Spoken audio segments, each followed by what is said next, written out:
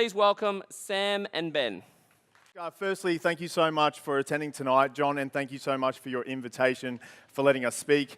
Look, to be honest with you, we don't public speak that often. This is probably our first time, really, in the last few years. So it's probably pretty rare to hear that as well, because we are about to present 15 minutes. But look, it means so much to us to be able to present not only Acai Brothers to yourselves, but business, entrepreneurship, innovation, and most importantly, execution.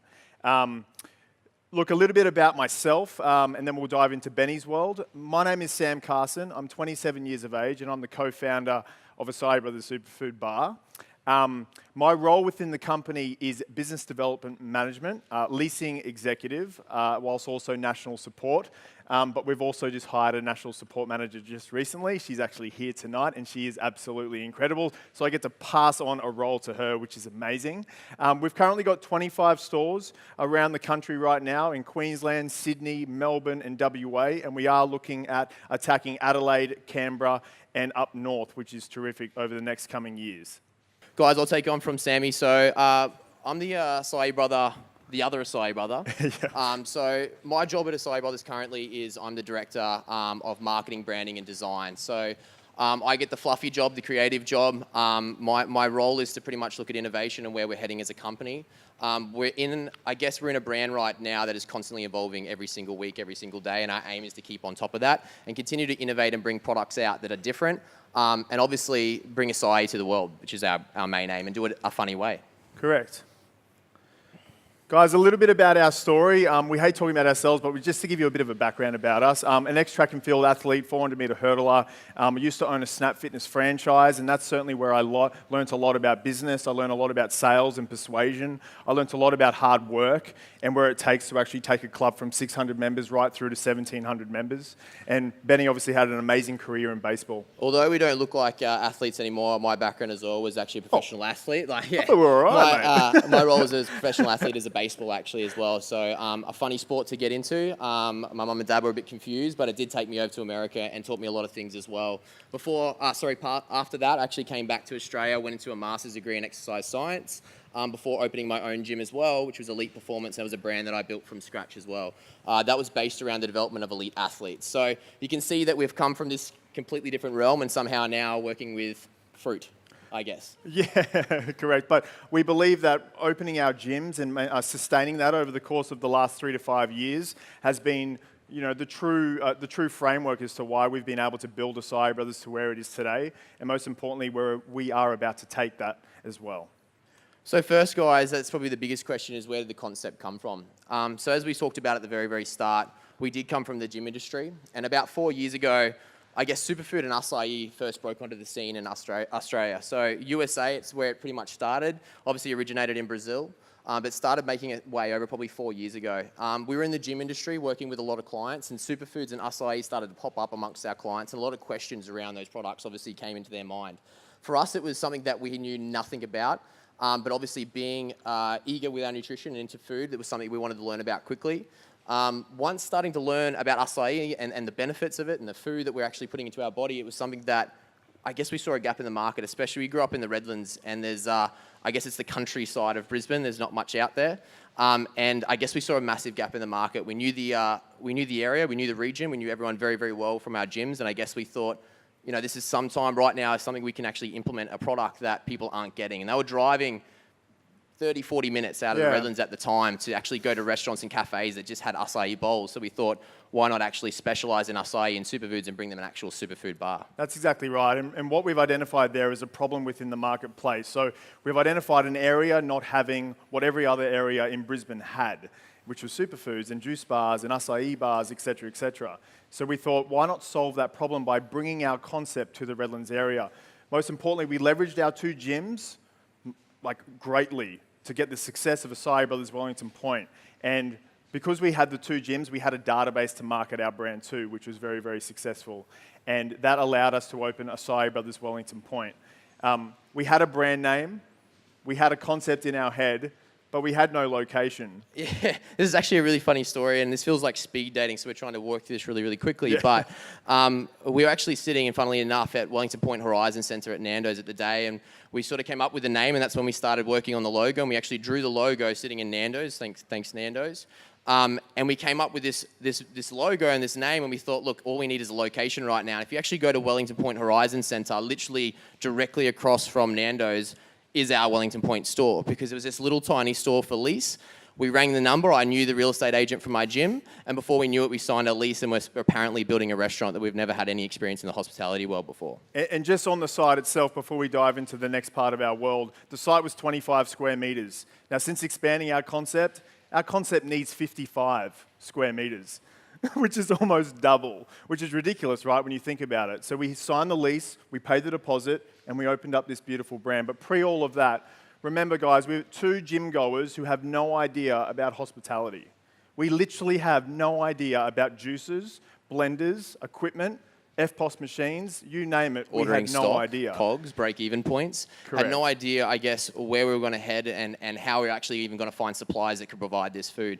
And I guess that was the road that we went down straight away. And obviously, as you can imagine, the amount of mistakes that we made in the early days in terms of, one, storage. We bought 100 kilos of bananas because we thought we needed 100 kilos of bananas, but then we realized that we had no fridges to hold 100 kilos of bananas. Yeah. So we actually ended up hiring little, what were they called? It was 3 party ice trailers. Yes. And the price of the 3 party ice trailers were $300 each trailer.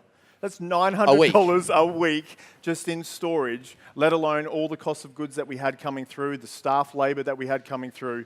And Benny and I the store itself was making so much money, but we were also spending way too much money where we had no bread at the end of the day. And it came down to 6 months whilst opening the store, and we both looked at each other and we said, my goodness, we just got our BAS bill. What's BAS? What's BAS? We just got our BAS bill, most importantly, and we went, is this truly what we want to do? Our friends and family did not want us to do this at all, but most importantly, is this truly what we want to do? Can we see ourselves doing this in the next 3 to 5 years? And I remember we sat in my nan and granddad's house, and we went through the break-even points. We went through our cost of goods break-even point, we went through our staff labor break-even point, and finally, 6 months later, we actually knew our break-even point for our business. Now, guys, that's not a lesson that you should definitely take away from this, although you should take away from it. Before you open your business, always understand your break-even. That's highly what we suggest. Especially when you're working with food. And we were also actually ordering 100% organic at the time and driving to a farm down the road, and my mum was the one actually bringing the fruit in. Yeah. And it was $99 for a box of pineapples at the time, and we now pay pretty much under $10. So we were definitely spending a lot of money on fruit at the time as well. Now, guys, we have a video, but I'm just looking at this time. Yeah, this is really quick. Play it? Play it, Are you okay. sure? All right. Hi, my name's Sam, And I'm Ben, and we are the owners and creators of the Acai Brothers Superfood Bar. Me and Sam over here are two best mates who both love to eat and live the raw organic lifestyle. Unlike many people out there, we try and live our life as much as we can in the raw. The passion we have for eating raw and organic is actually the notion that sparked the idea behind creating our own place. A place that not only allowed us to experiment with these raw foods, But a place that also gave us the avenue to introduce these foods in a fun, healthy and extremely tasty way, while allowing all of you to enjoy it with us. as such, Acai Brothers was born. These days, everyone wants to lead a healthier lifestyle, eat food that promotes good health, We're tight. and taste goddamn amazing. So in order to infuse these two characteristics into one easy-to-buy product, both myself and Ben have designed a completely organic superfood bar with a menu that does exactly that. The boys from the Acai Brothers aim to introduce you to the newest, the freshest, the healthiest and tastiest way to eat out. With its first store coming soon to the Redlands, it's time to eat clean, Eat organic, eat Acai Brothers.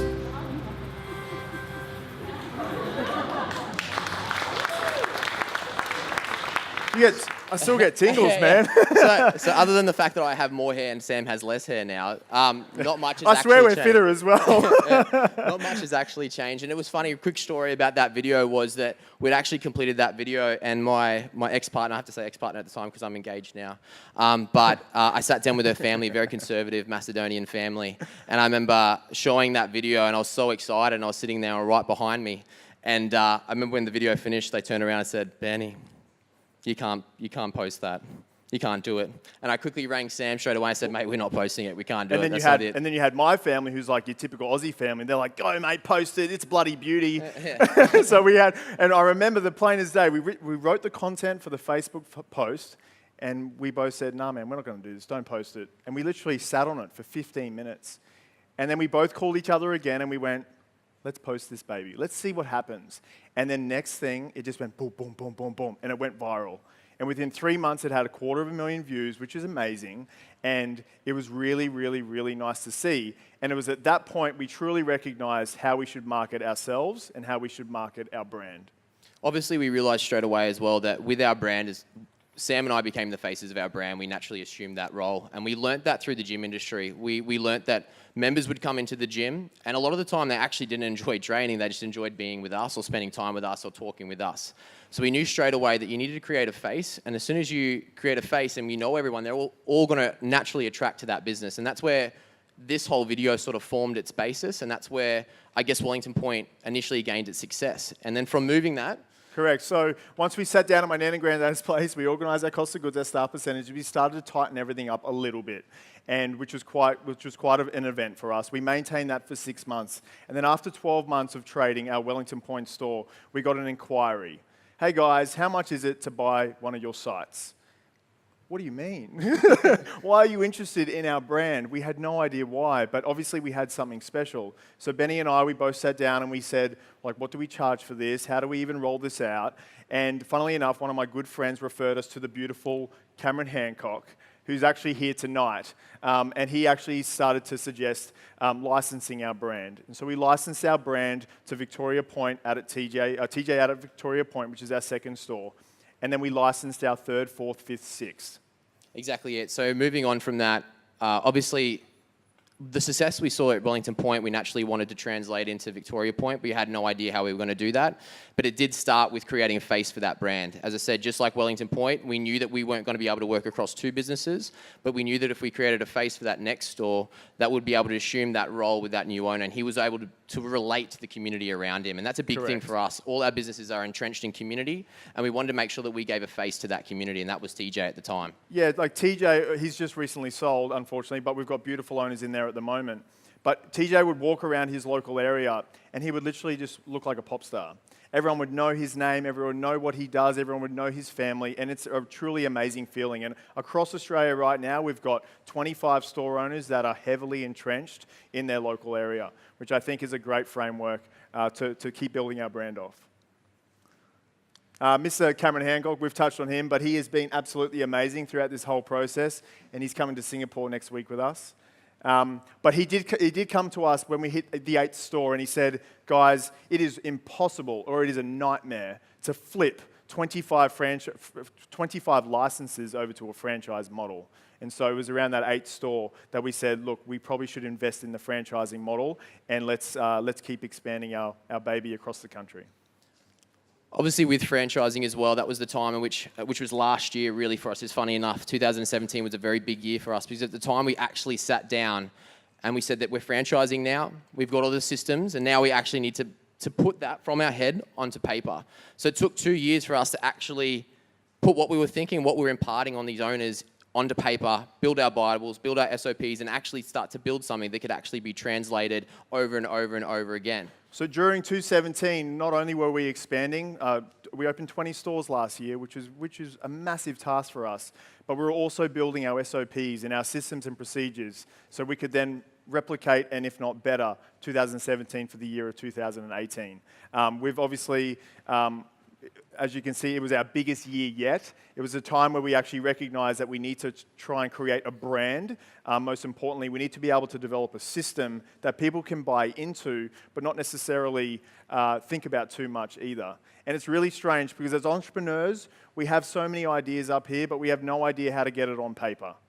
And that's a biggest tip that we can give you tonight, guys, is whatever you have up here, try and get it on paper because it's going to make your life a lot easier if you were to go down the franchising route.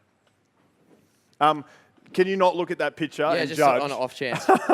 So guys, as I said, that was actually one of our videos for Port Melbourne. We dressed up as the housewives of Melbourne, and that was the theme of that actual promo, and that did incredibly well as well. And that's actually our beautiful owners, Brittany and Mel, so mum and daughter duo. And guys, like you can see this statement here, which is Ben, the inquiries won't stop coming. It was so true. Last year, the inquiries just kept coming, and they kept coming, and they kept coming. And still to this date, we still get 7 to 8 inquiries about our brand every single day. And it is growing rapidly, but we also need to try and slow down a little bit and worry about our current franchise system, which is our current 25 stores. We are opening another 10 between now and May, which is perfectly fine, and it's all streamlined, and we are developing our infrastructure as we speak. But we are going to have to hold it at a point and really nurture the baby. Because the biggest thing in franchising right now is that there's a perception of franchising, you don't get support. The franchisors will just take your money and adios, right? But it's the complete opposite. We're trying so hard to flip that perception of franchising in the Australian market, where we will give you too much support, where the franchisees will actually say, guys, go away, we don't need you anymore. Exactly it. Our aim this year in 2018, if we're moving on to this year, our aim this year is to actually build the infrastructure that would allow us to continue to grow. We've never, up until probably 2 or 3 months ago, that was the first ever employee in HQ. So everything you've seen to date was just myself and Sam trying to run 4 or 5 different jobs between us, opening stores, training staff, implementing the procedures, designing the stores, building the stores. All that stuff happened between myself and Sam. Yes, we maybe pushed it to the limit, and we should have probably looked at hiring people earlier. Sure. But I think naturally, that was just something that at that point in time, we thought we had under control. And I think over the course of the time, we've seen that if we're going to roll it out and we're actually going to create a brand that actually means something and that we give the support that is necessary, we need to start hiring people that are 10 times better than us at particular roles as well. Yeah, and look, since implementing Geordie Demos for our National Support Manager, being able to delegate and for her role to purely just support the country right now is an amazing feeling, and we've never had that before. Ever, which means we can 1, focus on innovation, 2, marketing and branding, and 3, how do we take this brand globally? And that brings us to the last point, which is we are going global. We've got an amazing vision. By the end of this 2018 period, we want to have a CEO put in place. If there's any potential CEOs out there, please come and see us after. We're looking for graphic designers, community managers, state managers. We are looking to build our national HQ, so that way we can then expand our brand to obviously to the US. We've identified the US to be an amazing market for us purely for the fact that there is no one truly dominating the acai world over there. There's a few competitors, but nothing too crazy. And I reckon we can grab it by its horns and run with it, especially in the franchising sector and especially, I guess, marketing the Aussie flair a little bit more. Exactly it. So that's pretty much the end of our presentation tonight, guys. We've gone 3 minutes over time, so I apologise, John. Cool, round of applause. Cool. Thank you so much, guys.